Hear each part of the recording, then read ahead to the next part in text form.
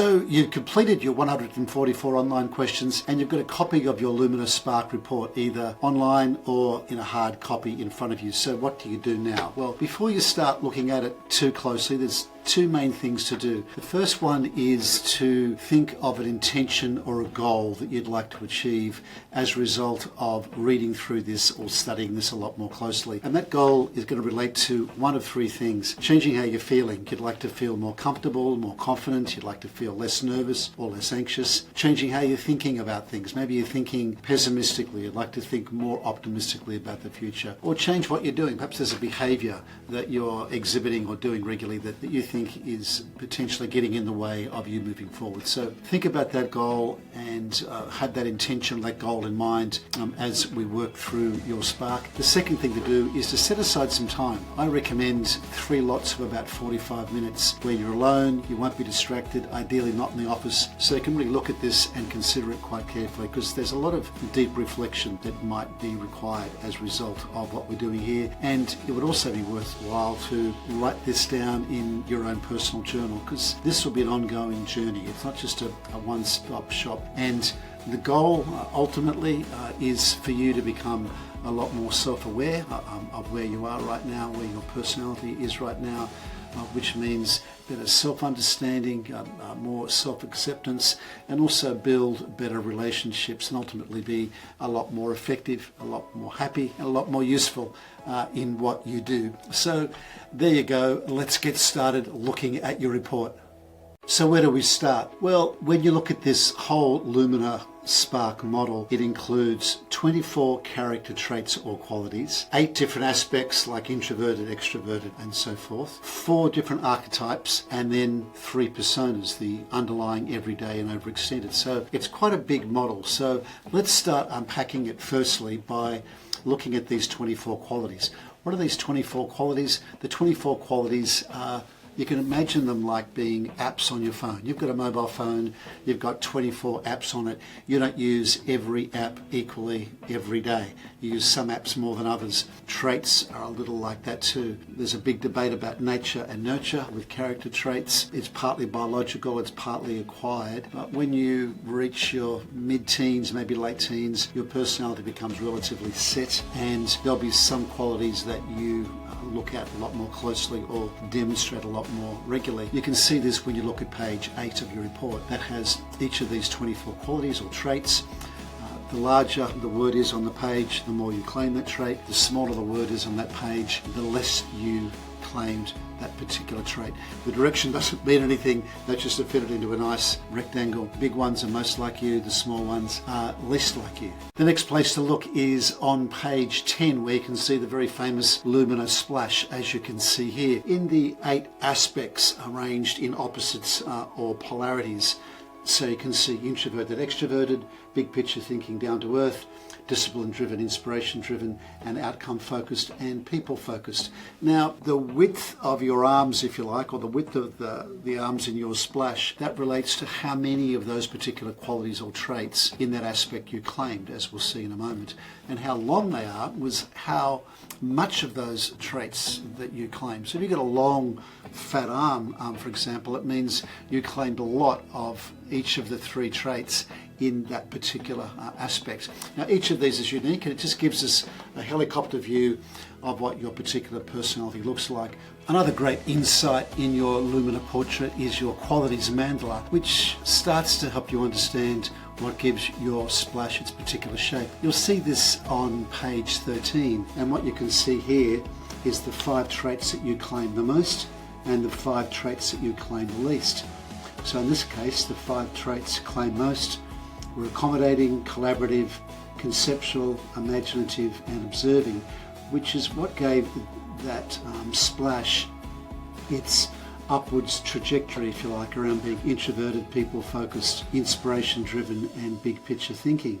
And the 5 qualities this particular person claimed the least were all towards the bottom of the mandala, which was measured, evidence-based, practical, structured, and tough, which meant there was a lot of a lot of space, a lot of geography at the bottom of the splash, which starts to give you a feel for what gives your splash or your personality its particular shape. The next lens you can apply to your personality that gets reflected in your Lumina Spark Report are archetypes. Archetypes represent basic human values, motivations, and, if you like, are sub-personalities. You could say archetypes are the bedrock of your personality because they influence your feelings, your thoughts, and your behaviors. They can act as powerful motivators that help you shape your goals, and they also influence the way that you build relationships with others and how others relate back to you. So by recognizing your dominant archetypes,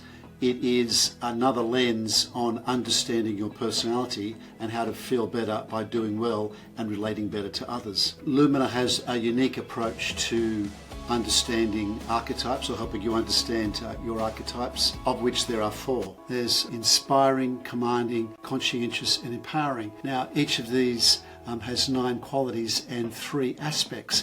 Let's look at them in a bit more depth for you. If yours is the conscientious archetype, the conscientious blue, you'll see the 3 primary aspects are introverted, down to earth, and discipline driven. And you can see here the 9 qualities support that conscientiousness, from observing and evidence-based right through to reliable and purposeful. For empowering green, the 3 aspects are introverted, people-focused, and inspiration-driven. And you can see there the qualities of empowering, which is accommodating, collaborative, and empathetic, right through to adaptable and spontaneous, which are very much the people qualities or the people traits. Then we move to the inspiring yellow, the aspects of inspiration-driven, big picture thinking, and extroverted. You can see here that inspiring archetype, the qualities that support that are being adaptable, imaginative, right through to taking charge. And the commanding red, finally, the red archetype, the aspects are discipline-driven, outcome-focused, and extroverted. And the 9 qualities supporting this are reliable, structured, right through to taking charge. So you may find those archetypes useful to think of a helicopter view of your personality, looking at those 3 aspects and the traits that support it. One of the really unique and powerful parts of your Lumina Spark portrait are the 3 different personas it measures. And by this I mean your underlying persona. This is how you really are. This is when you're most like yourself. The kick the shoes off, sit back with people that you're comfortable with, and that's you. That's your underlying persona. Then there's your everyday persona, which is how you might tune things up or tune things down. Primarily when you're at work, which is where you spend most of your time.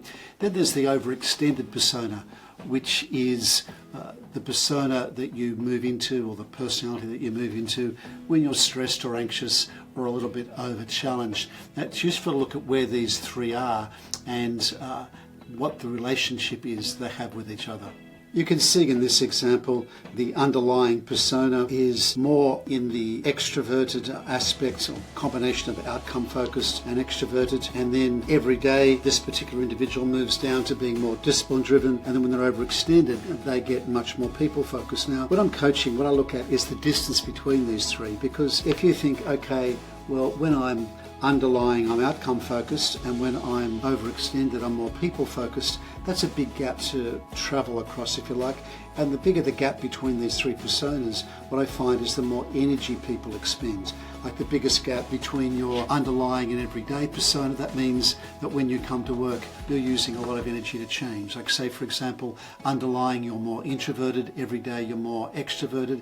That's going to draw a lot of energy from you, because being around people, if you're introverted, is going to be energy depleting for you, because you like to spend that time alone to think deeply. Similarly, if you're more people focused in your everyday, but you get more outcome focused when you're overextended, that's going to cause a couple of problems. Number one is that first problem, using lots of energy. It's also going to surprise people, because if you make a big shift when you get stressed, the people that are closest to you might find that a bit strange, that every day you're very people focused, then suddenly when you get stressed you get very outcome focused and they forget those pieces. So let's look in a moment about what we can do building some of these bridges between these different versions of you. Now we come to one of my favourite pages in the report, which is page 24, where you can see all 24 qualities. You can see their polarities, or opposites if you like, and you can also see them in the underlying, everyday and overextended manifestations. And here we can look at these qualities or these traits in depth and use a number of tools to see how we might feel good and do well as a result of this knowledge. One of the first ones we can look at is your key qualities. As you can see here, this is where you have qualities that are high underlying and high every day. These are qualities that come naturally to you and could be considered your key strengths. And what I would recommend with your key qualities is find out ways in your work that you can lean into these, because if they're high underlying, they're natural strengths, and if they're high every day, it means that you're comfortable using them every day at work too. So find ways in your role that you can lean into these qualities, or find roles where you can exhibit or manifest these qualities more regularly. The second aspect you can look at here with regards to your qualities is your amplifications, which are qualities that are lower underlying but higher every day. And as you can see here, these amplifications, one of them is empathetic, where this individual becomes more empathetic when they come to work. They become more reliable when they're at work, from 36% to 82%, and they get more intimate, which means they get stronger in those one-on-one relationships. So you might think about these amplifications and think, yeah, I'm definitely leaning into these when I come to work, but how much energy is that taking from me, and are they useful decisions for me to be making to have that level of amplification when you look at your particular qualities and how that difference manifests from underlying to everyday. Another thing to consider here in your qualities, or an important aspect to consider, is whether you have any paradoxes where you've got two polarities or two opposite traits or qualities that are both very high. As you can see here, this particular individual is high on both tough and accommodating. They're tough, which means they can argue forcefully and are comfortable with conflict, but also accommodating, which means you strive for harmony and are willing to adjust in case of conflict. Now, that's a classic paradox. Now, it may be that's really useful for you because you can use both qualities very well in your work environment, but it may cause issues. One issue it may cause is relationship issues, because if you're both tough and accommodating at the same time, it may really confuse people. So you might want to consider whether you want to lean into one more than the other, depending upon the role that you're in, and make it clear to the people around you as to why you could be leaning into those different traits or different qualities at different times, because it could be very confusing for them. Another way to look at your qualities is to look down your qualities or your traits to see if you can find any hidden treasures. And by hidden treasures, I mean any qualities that are very high underlying but lower every day. These are hidden treasures, because if they're low underlying, it means that you're comfortable with that trait, you're comfortable with that quality, and that you're likely to feel good and feel strong when you are exhibiting it. So you can see here a couple of hidden treasures. One is being tough, 84% underlying, 3% every day; structured, high underlying, low every day; and cautious, high underlying, low every day. Now, I'm thinking that this individual potentially came to work as a relatively tough, structured, outcome-focused individual and was encouraged to tune those down when they first came to work. So I'd be thinking to find a role, or to find parts of your role where you can exhibit those hidden treasures, because when they're hidden treasures, it's likely they're going to make you feel good, you're going to be good at exhibiting them, and it's going to make you feel happy and strong in the process.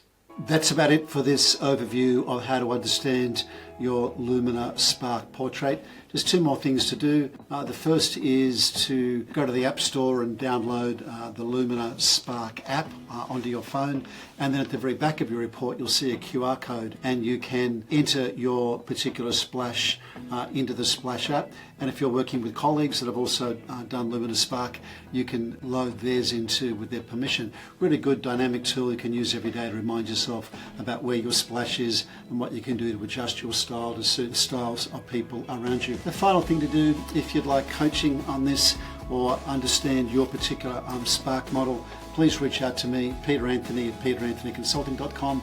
I'd love to talk to you.